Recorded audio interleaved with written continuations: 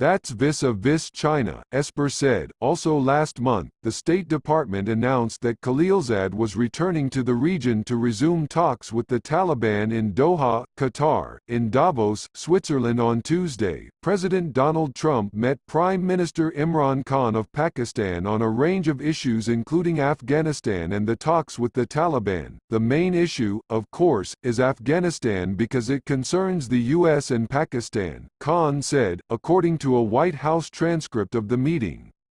And, fortunately, we are on the same page. Both of us are interested in peace there and an orderly transition in Afghanistan with talks with the Taliban and the government. The talks centered on a possible ceasefire of 7 to 10 days leading to an overall reduction in violence and an eventual peace settlement. But Kabul government officials have balked at their exclusion from the negotiations, according to reports from Afghanistan's Tolo News. Last week, Sopko, head of the Office of the Special Inspector General for Afghanistan Reconstruction, warned that the Trump administration should develop an actionable plan for the day after peace is declared to avoid the mistakes that have mired the U.S. in more than 18 years of war in Afghanistan. In testimony to the House Foreign Affairs Committee on January 15, Sopko, who has a record of issuing scathing and pessimistic reports on U.S. efforts in Afghanistan, said the entire U.S. campaign to bring peace and stability to Afghanistan was marred by the mendacity and hubris of officials with the U.S. military, State Department and the U.S. Agency for International Development. The problem is, there is a disincentive, really, to tell the truth, Sopko said.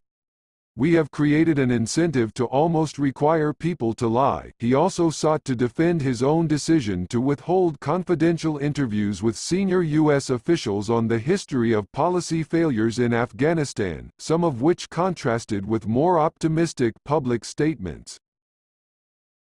The interviews were classified, Sopko said, but they were disclosed by The Washington Post last month after Freedom of Information requests and court challenges and formed the basis for a series titled At War with the Truth by Craig Whitlock. The documents, and the Post's excellent reporting, helped fill in some significant gaps in our understanding of the U.S. war in Afghanistan, said Representative Elliot L. Engel, D. New York, the committee's chairman.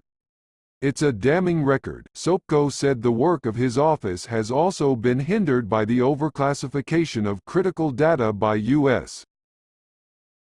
officials on matters ranging from the amount of territory controlled by the Taliban to the casualties of the Afghan security forces and the number of children enrolled in school. It turns out that everything that is bad news has been classified for the last few years, Sopko said.